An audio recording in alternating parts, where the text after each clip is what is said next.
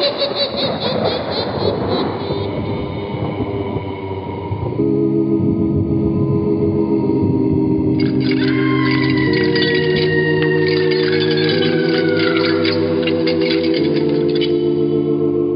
Mysterious Old Radio Listening Society podcast.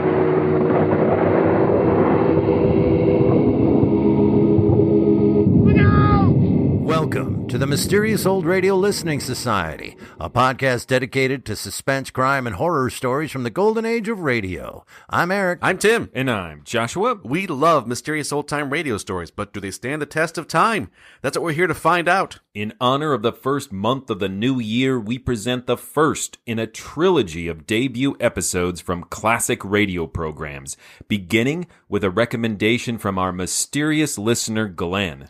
Glenn requested that we mark the 50th anniversary of CBS Radio Mystery Theater with a discussion of the first of the program's 1,399 episodes, The Old Ones Are Hard to Kill, starring the legendary Agnes Moorehead. CBS Radio Mystery Theater was broadcast on CBS Radio affiliates from 1974 to 1982.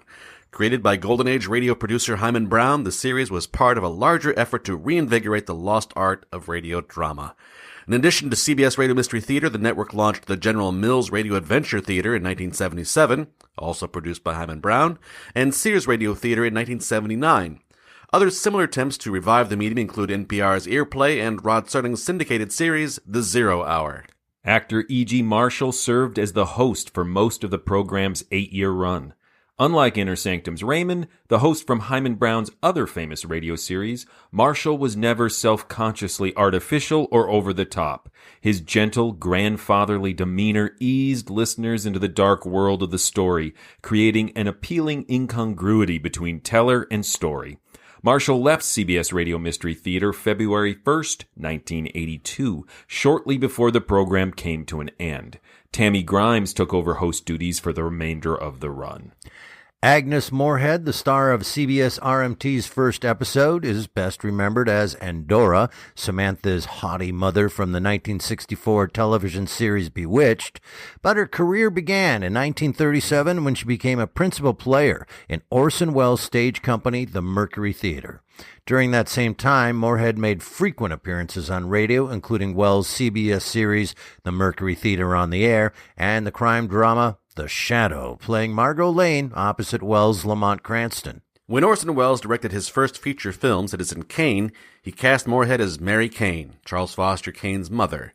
It was a small role, but Moorehead impressed him enough to snag a meteor role in Welles' 1942 film, The Magnificent Ambersons.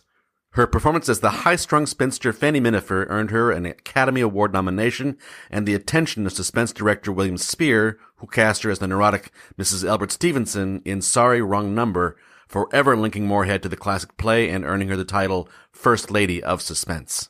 In his email, Glenn pointed out one aspect of CBS Radio Mystery Theater that we often forget to acknowledge, particularly in our critiques of the program's frequently padded scripts and minimalist sound effects. CBS Radio Mystery Theater was initially broadcast Monday through Friday with a new episode each night. That's 5 unique 45-minute productions per week. With that in mind, it's easy to understand why the programs often relied on familiar tropes and modest production values. And now, let's listen to The Old Ones Are Hard to Kill from CBS Radio Mystery Theater, starring Agnes Moorehead, first broadcast January 6th, 1974. It's late at night, and a chill has set in. You're alone, and the only light you see is coming from an antique radio. Listen to the sounds coming from the speaker, listen to the music, and listen to the voices. The CBS Radio Mystery Theater presents...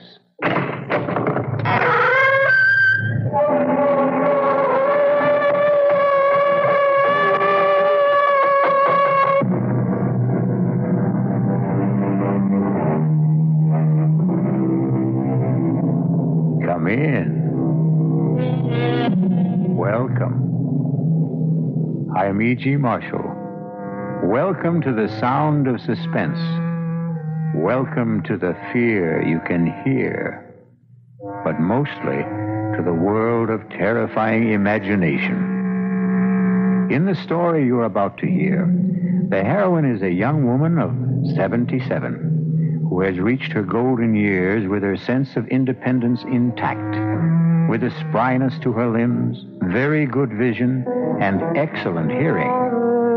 But as you are about to learn, there are times when hearing well is not a blessing. I did it, Mrs. Canby. Are you listening to me? I killed Richardson. Oh. I did it. Me. No. I don't want to hear it, Mr. Paulson. Please. Please don't tell me about it. Please.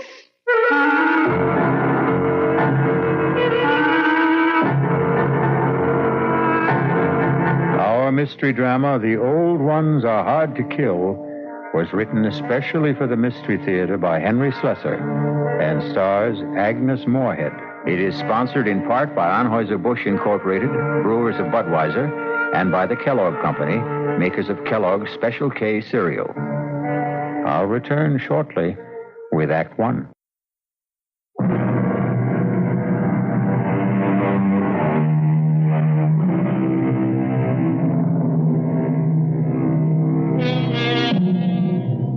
And now, here's Act One of The Old Ones Are Hard to Kill. It begins with a stethoscope, a blood pressure reading, an electrocardiogram, and an altogether satisfying report on the health of Mrs. Ada Canby. Well, can't see a thing to complain about, Ada. That little congestion you had last time is all cleared up. All in all, I'd say you're doing fine. For a woman my age, you mean? Huh? The older the chicken, the tougher it is to kill.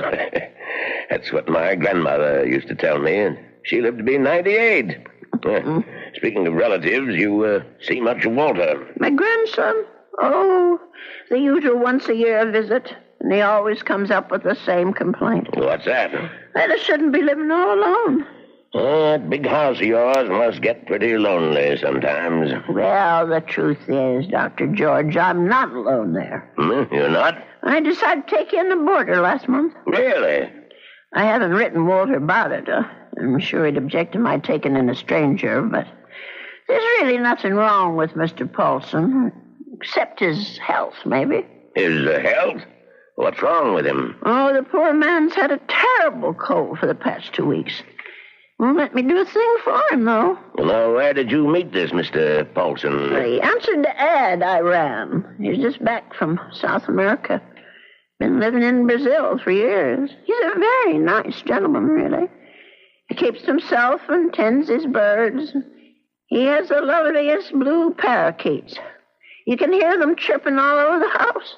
Oh, it's the friendliest sound. Well, I don't see anything wrong with what you're doing, Ada. Just make sure you don't go and catch the man's cold. There's not much chance of that. The poor man hardly ever leaves his room. Well, how much do I owe you? I'll send you the bill. I'm sure you'll forget all about it. Promise me you'll send it.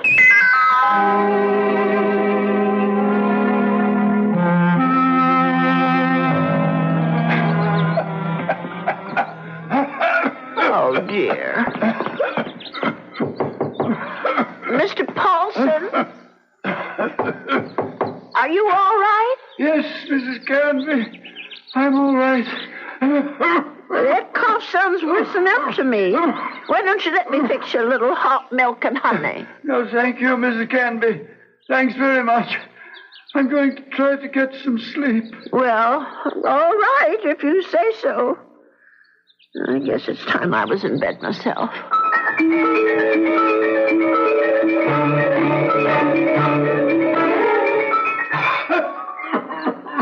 Oh, my, listen to that poor man. I wonder if he keeps his birds awake, too. Mrs. Canby, please. For heaven's sake, is he calling me? Mrs. Canby! He is calling me. I'm coming, Mr. Paulson. Oh, no. Where are those darn slippers? I'll be right there. What is it, Mr. Paulson? What's the matter? Mrs. Canby. Mr. Paulson, just look at you. Why didn't you tell me you were so sick? would have called a doctor. No, too late now. Too late. I know a very good doctor. I saw him only this afternoon. I'll go and call him right now. No, please, listen to me. Well, I've got to get help for you, Mr. Paulson. I'm dying. Confession. Well, do you want a priest? Is that what you want? Richardson murdered 10 years ago. What? Murder. I did it. I killed him for money. I was paid. Did you hear me? Oh, Lord. Mr. Paulson, do you know what you're saying? Do you understand me? Lindell is innocent. I killed Richardson, not Lindell. Well, let me get help. And you can tell them yourself, Mr. Paulson, and the police and the doctor. You tell them, please. Tell them to free Lindell. He's innocent. Tell them I'm the one who killed Richardson 10 years ago. Oh, I don't know anything about such things, and I don't want to. I did it. I killed Richardson. I did it. I don't want to hear it. Please don't tell me. Please. Mr. Paulson, Mr. Paulson? Oh, dear God, I think he's gone.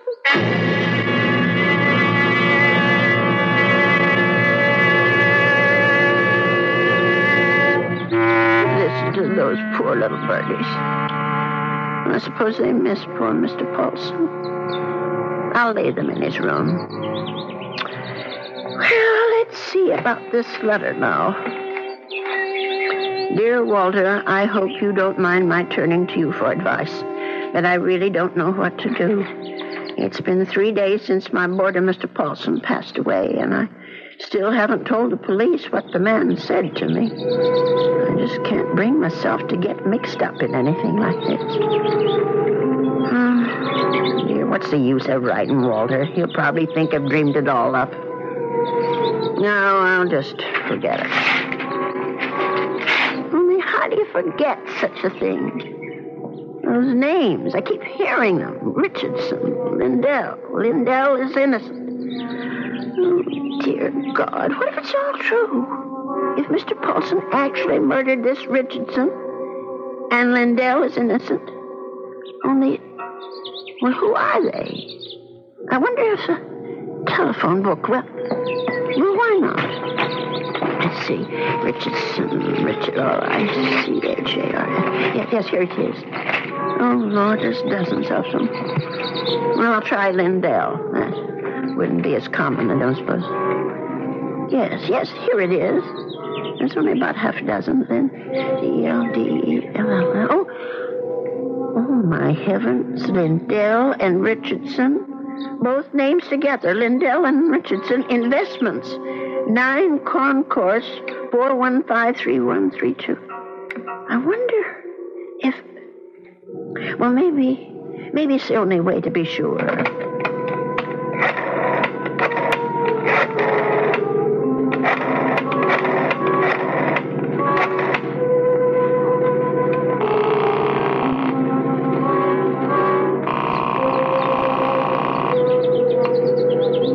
Oh, hello? May I speak to Mr. Lindell? He isn't? Well, then what about Mr. Richardson?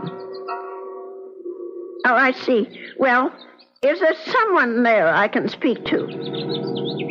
Yes, please. Thank you.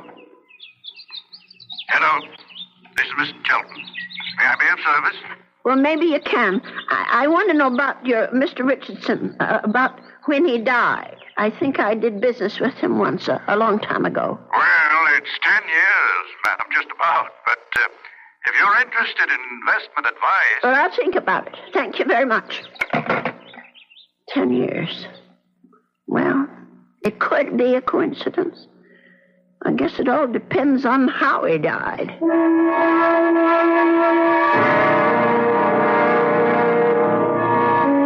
Well, Mrs. Canby, please come in. Have a seat. Thank you. Well, now, how can we be of help to you? I didn't come here to get help, Mr. Shelton. I came to help you, as a matter of fact. Or rather, somebody you know. Who would that be? Mr. John Lindell, the man who was supposed to have murdered Mr. Richardson. I'm afraid I'm not following you. Well, it took me all week to find out what happened to those two men, and finally I found the story in the old newspaper room down at the library about Mr. Lindell being indicted for killing his partner. But I'm sure you know the whole story a lot better than I do. Well, of course I know the story, but that was quite a long time ago, Mrs. Canby. 10 years doesn't seem so long when you're my age. Anyway, the point is that I can help your Mr. Lindell, only I can't do it alone. Did you know John Lindell? No, I didn't. Nor Mr. Richardson, for that matter. The man I knew was named Paulson. Who? I rented a room to Mr. Paulson, and he died about 8 days ago of pneumonia. I was there when it happened. Well, that's unfortunate, but... Before he died, Mr. Paulson told me something about Mr. Richardson's murder. He said Mr. Lindell hadn't been responsible, that he, Mr. Paulson, had committed it. For money. Oh, Mrs. Canby, listen to me. It was this man Lindell that bothered him. The fact that he was in prison for something he didn't do. I thought I should tell you this, Mr. Shelton, because you knew both of these gentlemen. It said so in the newspaper. Mrs. Canby, my dear woman. What? I don't know what silly story you heard, but it's completely wrong. There wasn't any question about what happened. This boarder of yours, whatever his name is, merely had an obsession. Well, just the same, I thought you could follow through on this business. Yeah. Tell the police. Because if it is true, Mr. Lindell should be freed. On evidence like that? Well, I don't know anything about evidence. I'm just telling you what I heard. Well, never mind. I suppose I should have told the police myself. Oh, wait, Mrs. Canby. Let me put your mind at rest. John Lindell is no longer in prison. He isn't? He's dead, Mrs. Canby. He's been dead for the last 3 years. Oh. He wasn't a young man when all this happened, when he accused his partner, Fred Richardson, of defrauding him and shot him dead. He died? In prison? Even if all you say is true, that this man was Richardson's murderer, you can't help John Lindell any longer. He's beyond that. But his name, don't you want to clear his name? Have you any proof, any living witness? Just myself. But you'd be willing to involve yourself? Start a whole new investigation? Open up the whole dreadful mess again? Mrs. Canby, do you know that John Lindell had a daughter? No. But wouldn't that be all the more reason to do something? His daughter's married, living in Minneapolis, a husband and 3 children. People have forgotten about her father by now. Would you want that poor woman to see his name dragged through the newspapers a second time? But if her father was innocent... Forget it, Mrs. Canby. That's my advice to you. The old wound is healed. Don't reopen it. Oh, well, it troubles me so. I haven't thought of anything else since it happened. Perhaps if I saw a minister, if I had some advice from a man of God. Mrs. Canby, now you've said something. Now you've shown me the way. That's where our answer lies, dear woman, in prayer. Mm-hmm. In the forgiveness of our dear Lord. Will you pray with me, Mrs. Canby? Pray? Here? Why not? God is everywhere. Please, join me. Dear Lord, tell us what to do. Give us your divine guidance. Show us the path to righteousness. Mr. Shelton, Help us, O Lord. Help us to understand. Teach us to forgive the sins of others and to forget them. To forget. I feel much better now, Mrs. Canby. Do you? I'm not sure. Let us turn this matter over to God, Mrs. Canby, not to the police, but to the Lord. It's in His hands now. Don't you agree? Well, in a way, that's true. Since they're dead now. All of them.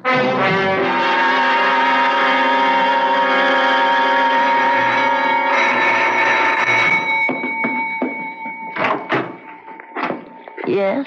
Mrs. Canby? Yes? My name's Stuart Winfield, Mrs. Canby. Mm-hmm. I understand you have a room for rent? Yes, I do. Well, I'm new in town. I just arrived from Philadelphia. I've been staying at a hotel, but I'd like something homier. Well, the room I have is $35 a week. I can't offer you any meals, but you can use the kitchen all you want. Well, that sounds good to me. Would you like to see the room? Yes, ma'am, I sure would. Well, come on in then. Thank you. By the way, how did you know I had a room for rent? I was going to place an ad this weekend. Oh, I guess someone at the hotel mentioned it. I forget just who. Say, this is a real fine old house, Mrs. Canby. Mm-hmm. I can see that I'm going to like this place. Just fine.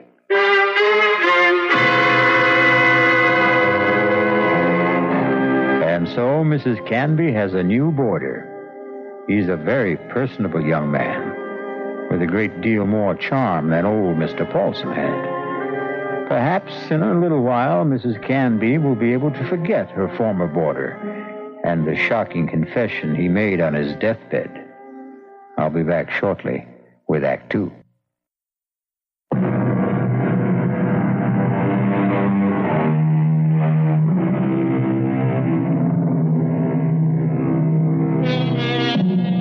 Stu Winfield took no time at all to make himself at home in Ada Canby's big old house. He loved everything about his room. The fine old four-poster bed, the crazy quilt that Ada herself had sewn up 40 years ago, the lace curtains on the window. He even loved Mr. Paulson's blue parakeets. But what he really seemed to like best was Mrs. Canby herself. Just take me 2 minutes to get these clean sheets on the bed, Mr. Here, let me give you a hand. No, I can manage. I've been making this bed for almost 50 years. 50? You've lived in this house that long? Moved in here when I got married back in 1919. My husband David bought it for us. Our only son Ralph was born in it. And you've lost them both? Yes, they're both dead, but I haven't lost them. Oh, yes, I understand, Mrs. Canby. I guess I feel that way about my mom. Your mother's dead? Yes, she died when I was 2. Oh. Listen, Mr. Winfield, are you sure you want these birds in your room? I could take them to the parlor if you want. No, I think they're great. I think everything's great about this house. But there is something you can do for me. What's that?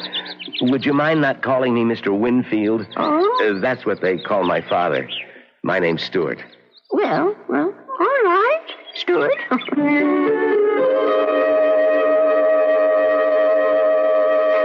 Dear Walter, I think it's about time I told you that I have a boarder in my house. Mr. Winfield is the nicest young man you could want to meet. He's a great deal friendlier than my first gentleman, Mr. Paulson, and he seems to like nothing better than to sit around evenings and talk. We talk about his home and his parents and his plans for the future. I think the poor boy misses his home and family, and I'm sort of a substitute for all that. You know, it isn't really fair, Mrs. Canby. You said I had kitchen privileges, but that doesn't mean you have to cook for me. Well, it's a pleasure, Stuart. I haven't had anyone to cook for in years. You're kidding. You mean to say you cook this good without practice? Oh, you're just being nice. I'm sure that stew is just plain ordinary. It's terrific, no kidding. It tastes like, well, it tastes like home, if you know what I mean. It depends on whose home you mean. Well, my mom cooks stews like this. That's what I meant. Your mom? Well, but she died when you were only 2. Oh, well, I guess I didn't mean my mom exactly. I was thinking of my Aunt Martha. I mean, she's the one who sort of took over the cooking and stuff after my mother died. And my father's sister, you know? I see. Well, that was lucky that you had someone to take her place. Yeah, that's right. Excuse me. My, Stuart, you're not coming down with anything, are you? No, I'm fine. Just a little case of the sniffles. Listen, if your room isn't warm enough, I have an extra blanket. No, the room's just fine. Don't worry about it. Oh, you be sure now. I know I felt a little guilty about poor Mr. Paulson when he got sick. Maybe I didn't take good enough care of him. Paulson? Mm-hmm. Was that your former boarder, the bird lover? Yes, that was his name, the poor man. Well, tell me about him. Well, I don't really know that much about him. He lived here less than 2 months. What sort of a guy was he? Well, very quiet. He kept to himself. Did you say he was from South America? I don't remember if I did or not. Well, you must have said it. Yes, of course. He was American, but he'd been living in Brazil. I don't know why exactly. Although, come to think of it, maybe I do. What do you mean? Well, it just occurred to me that Brazil might be just the place for someone who came into a lot of money and wanted to leave the country. I don't understand this. Oh, my. I really think you are getting a cold, Stuart. I'm getting that blanket out this minute. Now, wait, Mrs. Canby. I'd rather hear about... Never mind. I don't want to take any chances. I'll be right back. Yes, Mrs. Canby. Don't take any chances.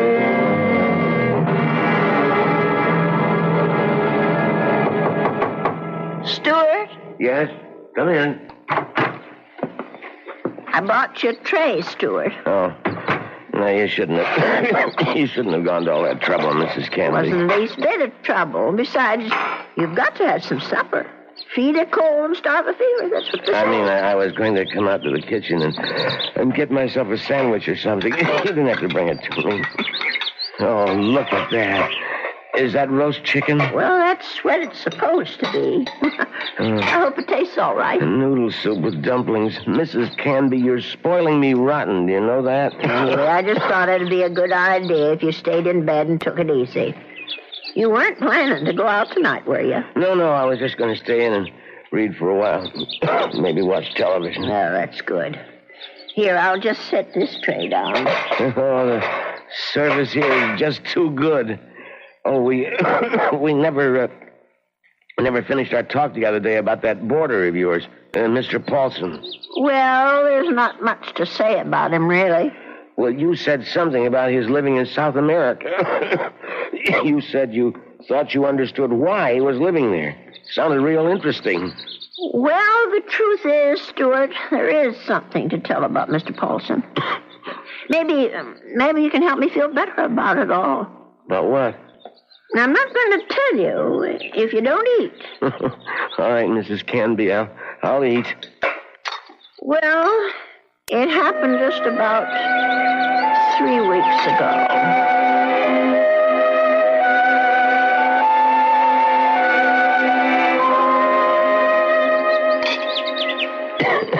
You know something, Mrs. Canby? That's about the best roast chicken I've had in years. I'm sure I spoiled your appetite with all my chatter. No, that was a really interesting story. But what do you think of it all, Stuart? Do you think I did the right thing? Well, frankly, Mrs. Canby, I do. Honestly? Well, this guy Chelton sounds a little screwy, but I think he's all right. I mean, from a practical standpoint. Then you agree with him? Sure. This man Richardson's dead, right? And what's his name, Lindell? Yes. Well, he's dead too, right? And poor Mr. Paulson, the man who supposedly killed Richardson. Well, there you are. Nothing you can do will bring any of them back, right? Well, yes, but just the same. And you know the police, Mrs. Canby. They'll be hounding you forever. Tracking mud into your parlor, bothering you with questions. No, Mrs. Canby, you're too nice a person to put up with that kind of thing. You mean too old a person? I just think Mr. Chelton was right. Let sleeping dogs lie. Yes, that's what I keep telling myself, but you know something? What? There's one thing Mr. Chelton forgot. And me too, I suppose. What's that? Why, the real murderer. He may still be alive, even if all the others are gone. Don't you see?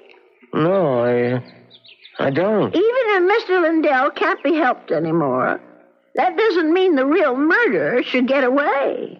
But the real murderer is dead. Paulson. No, the killer is the man who hired Mr. Paulson. Don't you see?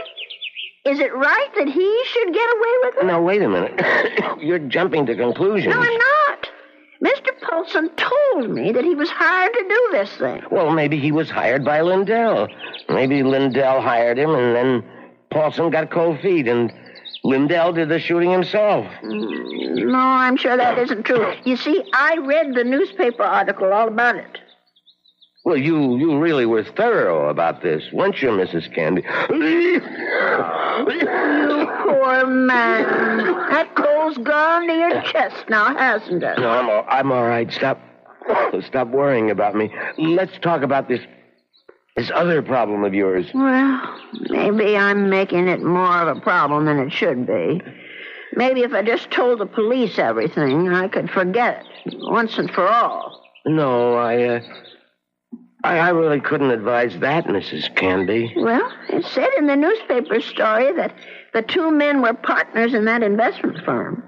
And Mr. Lindell thought that his partner Richardson was cheating, taking money out of the firm, and that's why he's supposed to have shot him. Wasn't there a witness to the shooting? Why, yes, I think there was. Come to think of it, it was Mr. Shelton. That's right. Well, doesn't that wrap it up for you? Well, it would if it wasn't for Mr. Paulson. Listen, Mrs. Canby, you know how much I like you. Why, in just a few days, you're more like family to me than my Aunt Martha ever was. Well, it's nice of you to say, Stuart. And that's why I want you to listen to me about this. That's why I want you to forget about this whole foolish thing. And listen to you. You sound awful, Stuart. Just terrible. No, I'm all right. No, you're not all right. I'm going to get you some cough medicine right this minute.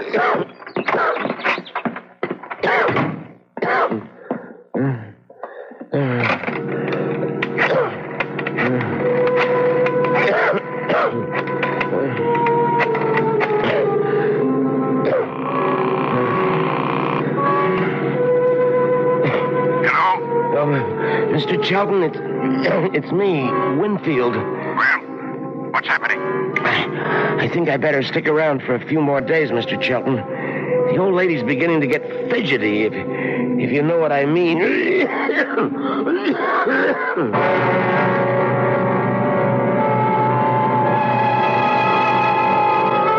Well, something tells me that Stuart Winfield isn't such a nice young man after all. Could it be that he wasn't telling Mrs. Canby the truth about his dear mother and his Aunt Martha? Could he have not told her the truth about his plans for the future? Of course, the real issue is, what sort of plan does he have for Ada Canby's future? I'll be back shortly with Act 3. I'm Hy Brown, and as producer of Radio Mystery Theater, welcome to the premiere of an exciting venture in modern radio, the return of spine-tingling suspense and mystery 7 times a week with fine actors and actresses and one other star player, your imagination. We'd like to hear whether you're glad radio drama is back. So we're holding a weekly drawing for 3 weeks with 50 prizes a week, 2 AM/FM stereophonos, 2 travel clock radios, and 46 anthologies of modern suspense. All you do is send us your name and address to Mystery Theater, Box 50, Radio City Station, New York 119. Box 50, Radio City Station, New York 119. All for good everywhere unless locally prohibited.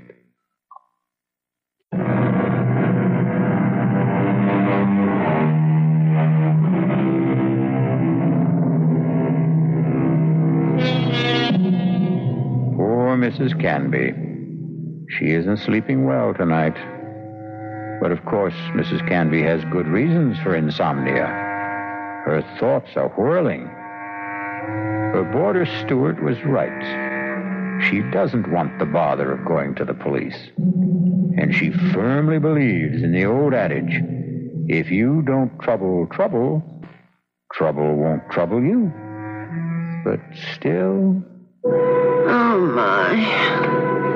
I'm just never going to get to sleep tonight. Poor Stuart. He's still coughing. I'm sure that room is just too drafty. We never should have let any boarders in until I got the windows fixed. Oh, dear. That poor boy. I'll forget the terrible night Mr. Paulson was coughing so badly. Huh? And the way he looked, all gray and shrunken. If only I knew he was so sick. No, if only he'd never even come to this house. Mrs. Canby, I killed Richardson. I did it. Do I ever forget the sound of that man's voice? Lindell is innocent. Lindell is innocent. That poor man. All the years he spent in jail for something he didn't do. Let sleeping dogs lie, Mrs. Canby. My Aunt Martha always said, let sleeping dogs lie. Oh, if only I could get some sleep. Let us turn this matter over to God, Mrs. Canby. Not to the police. Not to the police. Not to the police. What a strange man he is, that Mr. Chelton. Way he talked about God, praying at his desk. Of course, God is everywhere, but his desk. I killed Richardson. I murdered him for money. I was paid. Paid? Someone had to pay him. Mr. Paulson wasn't the only guilty one. Someone else was, too. Forget. Oh, dear Lord. Mr. Chelton, what did that newspaper article say? The chief witness against Mr. Lindell was Arnold Chelton. But how could he be a witness to something that never happened? How could he be? I'll have to tell someone. I'll have to talk to someone. Yes, I'll tell Stuart about it. In the morning.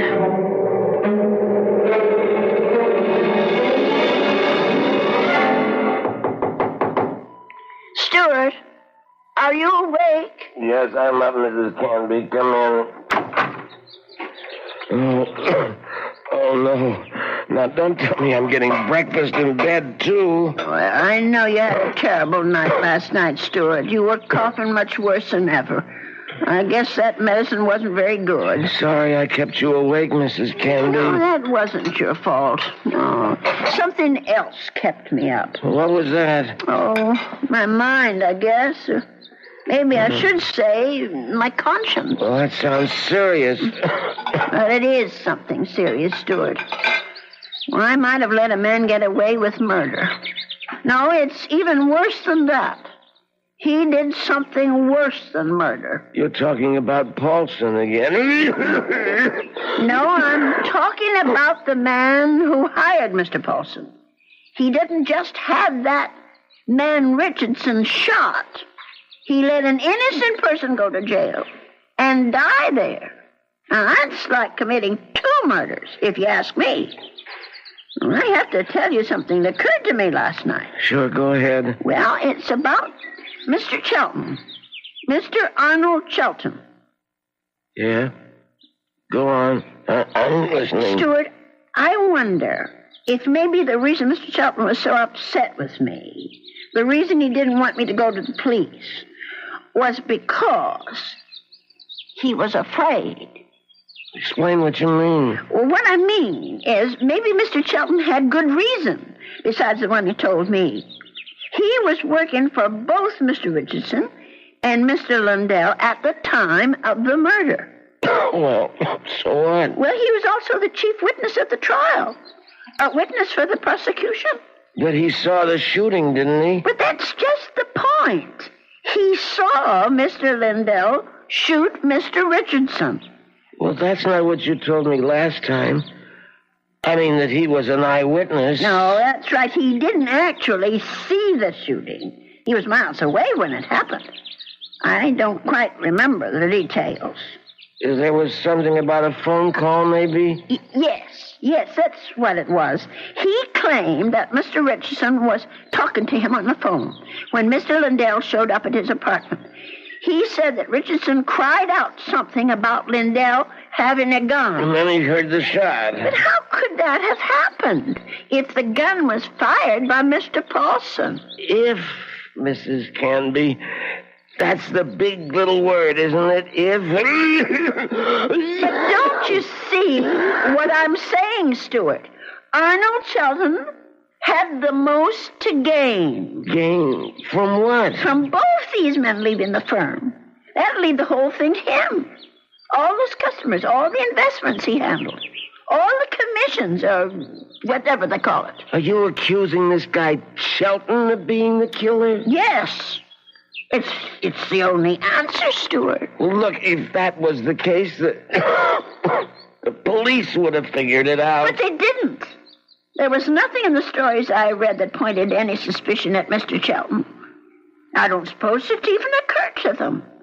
And now, the company is all his. You don't call that evidence, do you? Well, then why didn't he let me go to the police? Why did he try so hard to talk me out of it? That man was praying, Stuart. He was taking the name of the Lord in vain. Oh, I'm sorry, Stuart. I'm so sorry. I won't bother you anymore. I know what I have to do anyway. Mrs. Candy. I won't be gone long, Stuart. No, wait. But the minute I get back, I'm going to call Dr. George and ask him to come over. You're sick. Never mind the doctor. Are you calling the police? No, I won't call them. You're right. I don't want them tracking mud in my parlor. I'm going down to the station house and talk to them. I'll get dressed now and go straight there. Please think about what you're doing. I'll tell them what I know, and they can do the rest. Now, you try to eat something, Stuart. Please. Mrs. Canby.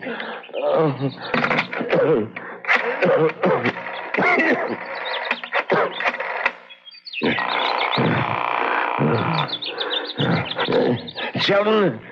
What is this, Winfield? I told you not to call me at the office. It's an emergency. You sound terrible. What's the matter with you? I'm sick.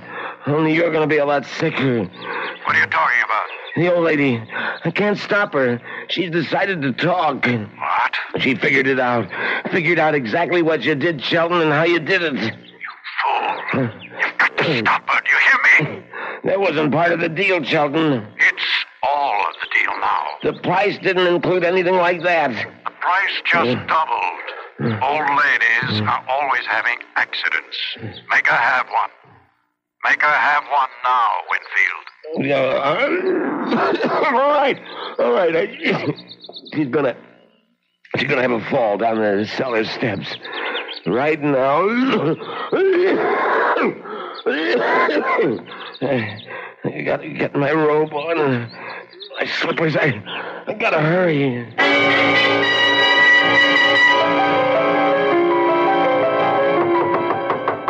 Stuart? Is that you? Open up, Mrs. Canby. For heaven's sake. Stuart Winfield, what are you doing out of bed? Now, you go right back there this second. I gotta talk to you, Mrs. Canby, before you go to the police. Just listen to you. You're all winded. You can hardly talk, Stuart. Now, go back to bed before you catch pneumonia, too. Now, don't go, Mrs. Canby. It would be better if you never went to the police. Better for you. Better for me. For you? I don't understand. Well, then I wouldn't have to hurt you, Mrs. Canby. That's what I mean. I wouldn't have to do anything bad to you. Stuart, what in the world are you talking about? Come on, old lady. You're smart, all right. You really think things through. So now, think a little harder. You knew? Stuart, you knew about Mr. Paulson. That's right. That's how you knew my room was for rent, because Mr. Shelton told you. Now you're getting there, Mrs. Canby. And that's why you rented it. That's why. Why? You were sent here. Just to watch you, Mrs. Canby. Just to see that you stayed sensible. Shelton, Mr. Shelton, dear. I was hoping you'd never change your mind about calling the police. I didn't want this part of it. This isn't the part I like. Let me go, Stuart. Just relax, Mrs. Canby. Just take it easy. Stuart, please, don't. Why, you're as light as a feather, Mrs. Canby. Just like my Aunt Martha would have been if I had an Aunt Martha. Stuart, please, put me down, please. We've got a date now, Mrs. Canby. Let me go. Stuart, let me go. Don't put up such a fight, Mrs. Canby. I'm sick, remember? Stuart, no. Just shut your eyes.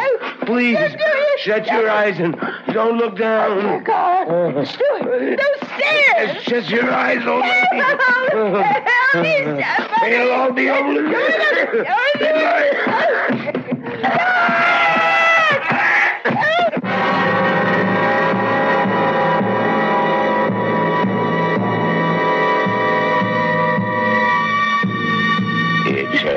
It's all right now, Ada. Just be glad that it wasn't you at the bottom of those stairs. Will he be all right, Dr. George? Now, what do you want to worry about that man for? Truth is, his injuries don't amount to very much. A couple of broken ribs seem to be the worst of it. But he'll be a patient for some time before they can put him in prison where he belongs. Him and his friend. What was that man's name again? You mean Mr. Chelton? Have they arrested him? Yeah. That's what the police detective said. I don't understand. Stuart's injuries aren't serious. It's not the fall that made Winfield so sick. His case was diagnosed as simple pneumonia at first. And then I remembered about your first boarder. Nelson, was it? Paulson. Yes, Paulson. But he had pneumonia, too. He died of it. Oh, is pneumonia contagious? Yes, it is, but this disease was even more contagious. It's a pneumonia caused by a disease called psittacosis, better known as parrot fever. You get it from sick birds, like the parakeets in your spare room. Oh, no. Mr. Paulson's bird. Sorry, Ada, but they had to be taken out and destroyed. Oh, what a shame. There's one reason I feel sorry for them. They saved your life. Made Mr. Winfield too weak even to throw a little old lady down a flight of steps. Those poor little creatures. Yeah, but you can be grateful they didn't make you sick, too. Parrot fever is so contagious that no more than one person in 1,000 could be exposed to it and escape infection. It was pretty darn close to a miracle, Ada. We're hard to kill, Doctor. Remember? The old ones are hard to kill.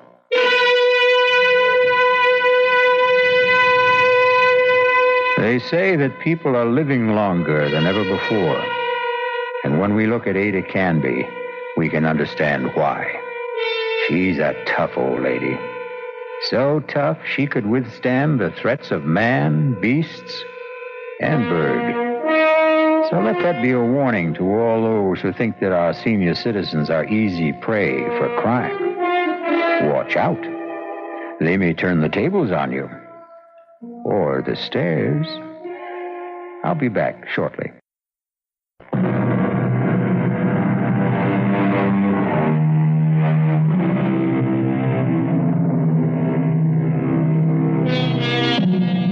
We have one final comment for you on behalf of Ada Canby and old people everywhere. There's a saying, there's no fool like an old fool. But it's also true that there's no wisdom and strength like old wisdom and strength. There. Does that make you feel better about your next birthday? Our cast included Agnes Moorehead, Leon Janney, and Roger DeCoven.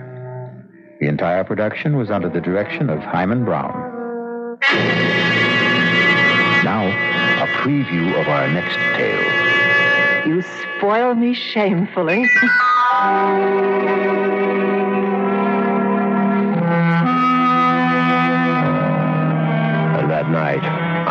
her just a bit more by bringing hot cocoa to her in bed. Oh, drink it down now. Yes. Does it taste all right? Oh, tastes just fine. Now, that was very good news, because I'd prepared the hot cocoa myself, and I had no idea whether 25 melted sleeping pills would seriously affect the flavor.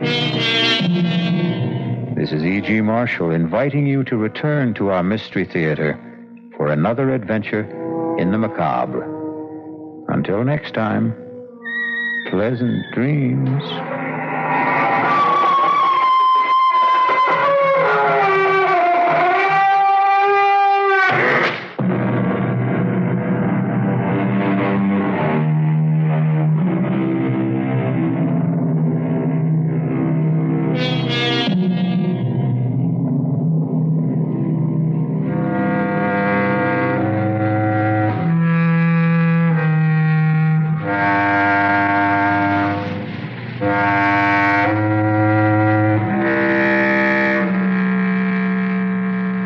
That was The Old Ones Are Hard to Kill from CBS Radio Mystery Theater here on the Mysterious Old Radio Listening Society podcast. Once again, I'm Eric. I'm Tim. And I'm Joshua. And that was brought to us or recommended to us by our mysterious listener, Glenn, and also helps us mark the 50th anniversary of CBS Radio Mystery Theater that began in 1974 on January 6th. There's an interesting thing I want to get out at the top, a little piece of trivia for everybody. Agnes Moorehead died 4 months after this. Mm-hmm. Apparently, they're not that hard to kill. Well, she lived long enough to make this, I think, a meaningful commemorative statement about her whole career as a whole. I thought this was... Yeah, and there's no doubt that she would have been in hundreds of episodes of CBS Radio Mystery Theater had she not passed away. Oh, they would have called it Agnes Moorehead in CBS Radio Mystery Theater. Do we know if this was the absolute last thing she ever did performance-wise? I mean, it's got to be she close. still did one more episode of CBS RMT. Did she? Anything on TV or stage? You know what I mean? Like, I was wondering if this was her swan song, you know? Did a lot of research for that intro, but of course you're going to zero in on the part I didn't. Yeah, that's what I do. So first he complains about how long the script is for the intro. And then like, you should have dug up more research. On the website, the link you gave us to listen to this, there is a place for commentary. And I was really taken by how much of the commentary underneath this episode was in reference to, I listened to CBS RMT on WCCO radio in the 70s, which is our station. We're from Minneapolis, the Twin Cities, if you didn't know that. And that's our local radio station that has been around since 1920-something. That was my first taste of old-time radio, period, was WCCO and the broadcast of this. Anyway. Well, should we vote? I was still trying to look up where Agnes Moorehead last performed, but I can't find it. Other than the fact that she did die of cancer at Rochester, Minnesota. Oh, really? So, wow. I did not know that. So she's at the Mayo. Yeah, there is a whole story which I didn't have time to dig in, and Glenn sent me another email, though. She was on in the film The Conqueror, and she was one of many, many actors who died of cancer. Who had 91 out of 220. After exposure to the fallout from atomic bomb tests. Really? Apparently, that's what it says here on the Wikipedias. Wait. Did the Conqueror take place in Ground Zero, New Mexico or something? Like, how did they get exposed to? In St. George, Utah. Wow. Crazy. I've never seen that movie. You ever seen? I've never heard of that movie. Have you seen it, Joshua? No, but Dick Powell directed it and also died of cancer. But I did listen to this episode, if we wanted to dig into that. Not really. No, I'm from Minnesota. That's how we communicate. Asking questions that we don't have answers to. Go ahead, Tim. We often, as you said, will be a little judgy of padding in the script, which I did not think this had any padding. I thought this was a lovely script. Yeah, I agree with that. Yeah, I enjoyed the whole thing. I would have enjoyed the whole thing without the background of like, oh, it's Agnes Moorehead and CBS. Oh, this is so meaningful. This is such a beautiful moment. Right. Even if it had just been like I don't know who this is. I don't know what this show is, but I think it's really good. I thought it was really well written and performed. I'll just say that I don't know. It may just have been me, but what it ended up being, the birds causing them to be sick, and that guy was hired by that guy. Somewhere in the first act, I had all of that figured out. Oh, wow. Yeah. And the that's birds getting him sick was a total red herring that I just did not. They were talking about the birds way too much for it not to be a thing she for says, me. do you want me to move them out of the room? Yeah, yep. And obviously it's an outside factor causing illness when Stuart the second boarder starts coughing. And I just don't normally initially think of like, birds, that'll make you sick. Yeah, they will though. I hate them. But the other point was when she meets with the, whatever he is, priest or whatever he is. He's not a priest. What is he? The guy that made her pray. Yeah, he's the guy who has taken over the agency. So he's not a priest, but he's very But when he made her pray, and she was all... You're missing the subtlety there because he's not religious. He's just trying to con her. No, I know that. I know that. I'm trying to make another point. Okay. You know the guy that made her pray? Yes. At that point, it was so weird, and the way it was written and how she reacted to it, you knew... Oh, you're guilty. Oh, yeah, that part. You're the bad guy. Let's not talk about this. Let's move on to other things. Right. Let's pray. She wasn't on board with it, so you go, okay, that's obviously that, and then the birds thing. So by the end of it, what I'm getting at is you can either have a story told to you where you know where it's going and it ends up being there, and you go, boo, or all of that happens and you go, I knew, but the ride was great, yay, and that's what this was. I thought I was not shocked by anything. The lingering question mark was, so are they just going to kill her? Yeah. Which the title of the show makes you think, probably not. Probably not, right. But how is she going to get out of this? Right. By the bird making him sick, it saves her life. And thanks, infectious bird. Yeah. But I think that's a now nice you all have to die. The scene of her struggling when he's trying to push her down the stairs was visceral. I could see it. It was really nice. Nice is the weirdest thing I ever said about pushing an old lady down the stairs, but it was very much, I could visualize it, and it was a great amount. You really liked that vision. Yes, and I liked the vision of the old lady being pushed down. Oh, wait a minute. I will say that the sound effects used for that fight scene were more sound effects than they used for the next 6 years in the show. Well, that's down to Agnes Moorehead and her ability to convey that desperation and horror. It's why they cast her so much on suspense, too. It's just unnerving, and you sense that she's fighting for her life. You don't at any point visualize two people sitting in a recording studio alone, writhing and screaming. Stop pushing me. Ow. Ow, quit it. Ow, quit it. I think I was less entertained by this than you guys. I get it. I went in there. It's like 50th anniversary, Agnes Moorehead. I want to love this, but I'm going to stick to my guns with being brutally honest on this podcast. Yeah, sure. And in a fitting manner for CBS Radio Mystery Theater, I think it has strengths, but it has many of the weaknesses that are going to plague the series as it goes on for 8-9 years. To me, it did feel padded, and it felt absent of stakes, partly due to something Tim just said. It's one of those boneheaded titles. Yeah. That tells you that the Agnes Moorehead character is not really at any kind of significant risk. The original title is Star Wars. Darth Vader is his father.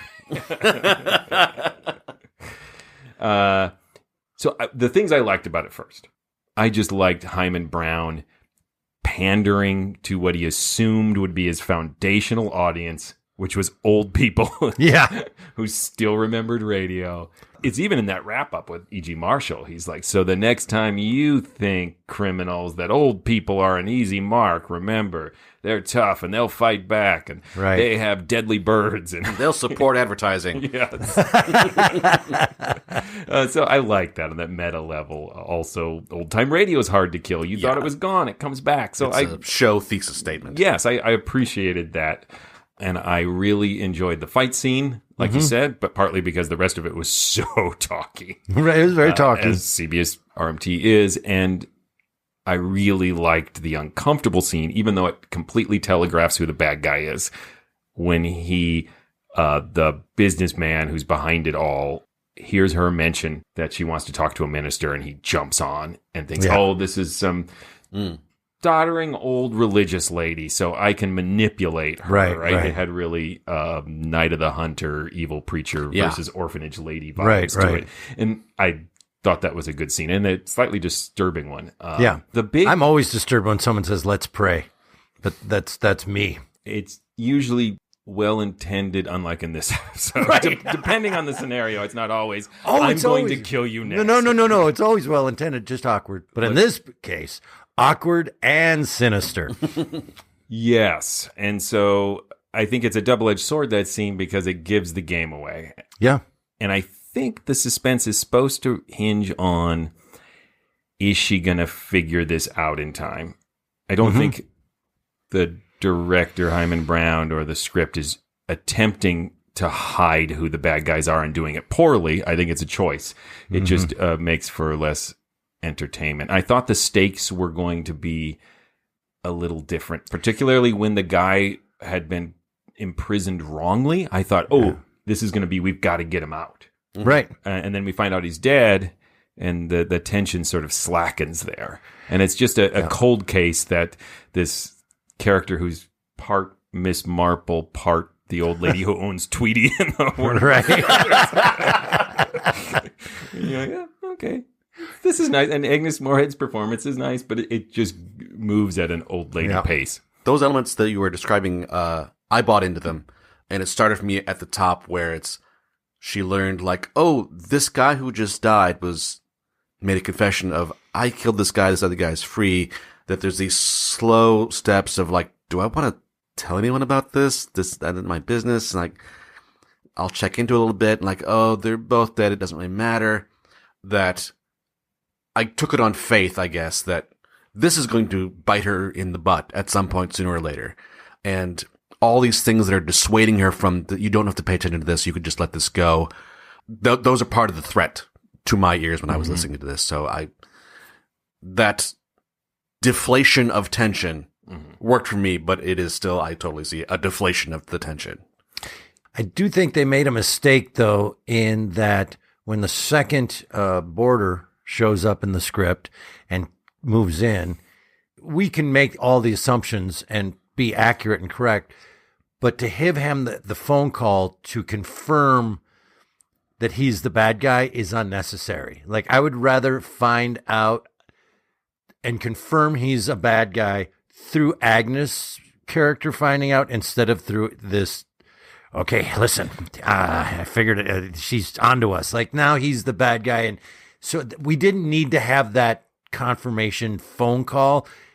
And the reveal of that could have been much stronger through Agnes's eyes. Here's where I do think the script is weak, is I think that third act needed to have the old lady hear that conversation. Sure. And so the third act is filled with this tension that she knows. Oh, yeah. But he doesn't know yet that she knows, and so that there's some kind of negotiation. That would work, too. I think it's the third act that drags a little. Either way, the phone call sucked.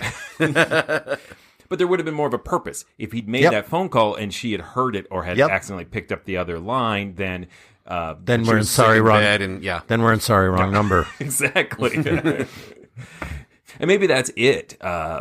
You're, as an old-time radio fan, just have sorry wrong number in your head, and you hear Agnes Moorehead playing a vulnerable character in which there's a murder plot that she stumbles on. That's where your mind goes, and that's a tough thing to be compared to. The end. But Parrot Fever. Anybody bother to look it up? Real thing? Oh, I had to. Of course. Yeah. I just worked on Parrot Fever jokes. That's all. Well, by all means, I'm sure the Parrot Fever jokes are better than the actual. John Travolta turned that movie down. Yeah, the Bee Gees soundtrack was repeated over and over again. But it appears to not be anywhere near as contagious. You have to actually make out with the parrot. Yes. It doesn't seem to be that it's a miracle that she didn't get sick. Okay. So it's a real thing, though. Yes, but I'm very happy they didn't choose all the symptoms. Here's a list: fever and chills, nausea and vomiting, muscle and joint pain, diarrhea, weakness, fatigue, and the last symptom is cough. Typically dry. I didn't go back to test whether those were dry coughs. So you just described my family's Christmas. We had all of those things. Were you making out with parrots? Well, yes. So what? The traditional parrot makeout session. When we received the 12 Days of Christmas, there was a parrot in a pear tree. Right.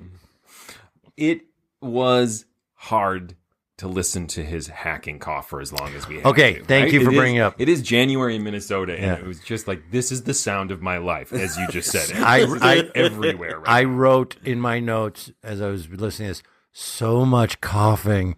It was, I couldn't take it anymore. But I also didn't go, oh, this is terrible. I went, oh, they are creating a tension with me. I am tense. Good, because that's your intent, is to make me Well, because tense. I was not clued into, like, this is obviously parrot fever. Now I'll make the assumption. I thought there was maybe some kind of gonna work it around, come around the bend, and like, oh, I poisoned them both. Okay, so I will say that I did have that in my head as well, that somehow Agnes Moorehead is the evil person this entire time, and she's that crazy old arsenic and old lace woman. That thought crossed my mind as well, and that, I think, again, part of the disappointment. When he first started coughing, I got really excited, but then as it just kept going. That sentence alone, if we pulled that sentence out and made it my ringtone, I'll do it for you. I mean, it's no throwing an old lady down the stairs, but it's still pretty exciting. Very close. But yeah, I think I did not say parrot fever specifically, but I thought it had to come around to the birds somehow. Do you remember Like Julie? the parrots were poisoning them? Yes. Do you remember Julie London's cover of Parrot Fever? Parrot Fever. Parrot fever. Why have I known you this long and didn't know you could make that voice? Parrot fever.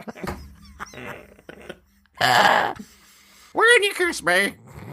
I'm writing a script that's all parrot. Just a parrot.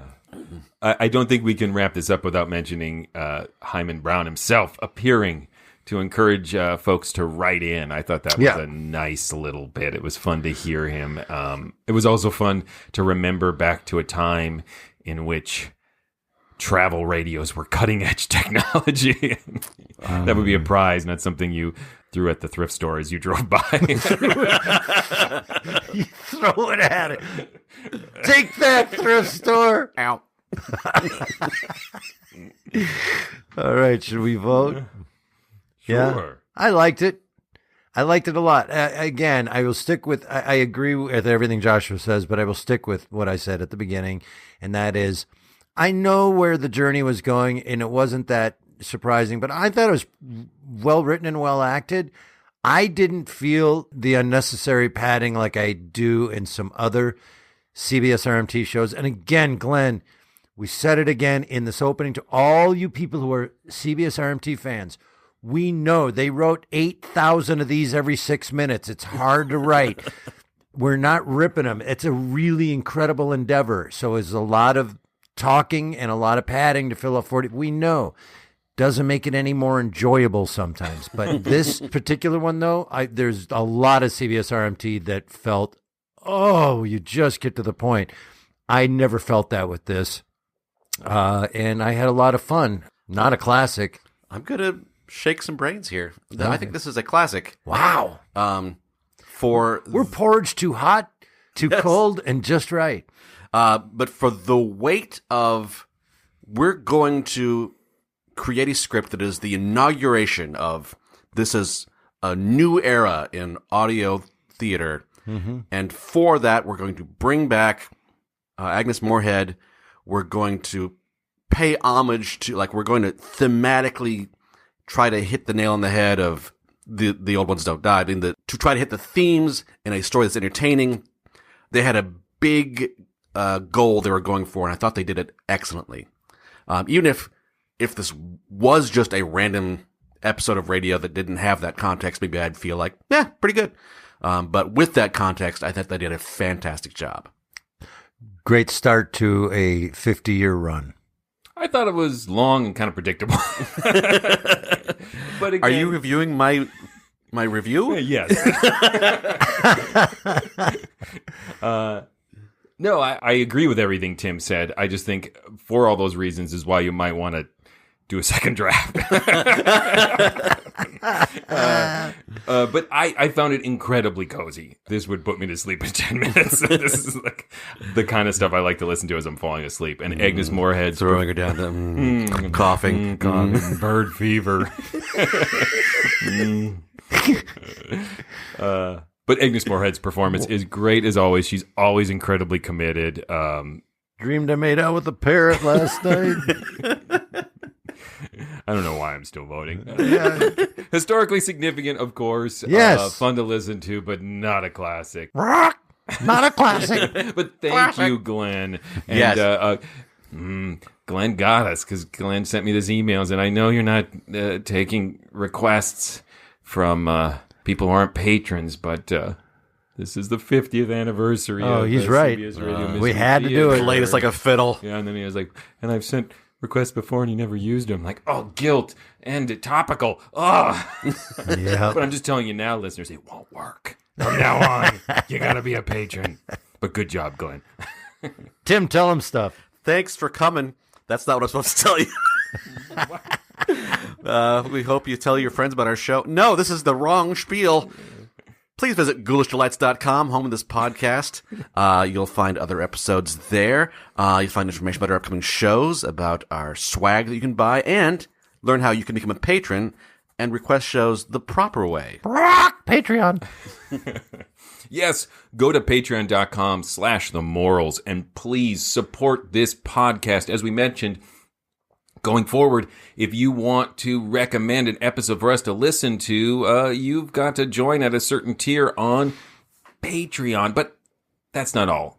When you go to Patreon, you find all sorts of excellent benefits, including additional Patreon-only podcasts, Zoom happy hours, our Zoom book club. You get to join our Mysterious Old Radio Discord server. So many excellent things. So go do it. If you'd like to see us performing live, the Mysterious Old Radio Listening Society Theater Company does monthly performances, if sometimes even more than once a month. If you'd like to see us performing classic old-time radio shows live on stage and a lot of our own original work, just go to ghoulishdelights.com and you'll see where we're performing each month and what we're performing each month and how to get tickets. If you can't come see our shows, if you're a Patreon, we do film them and post them for our Patreons, so that's part of the perks of being a Patreon. Hey, what's coming up next? Next, we are going to continue our listen through of some classic first episodes. Well, we don't know if they're classic yet. Some first episodes of classic radio series. And next, we will be listening to an episode of Escape entitled Dead of Night. Until then... Look out! Parrot fever. Where did you kiss me?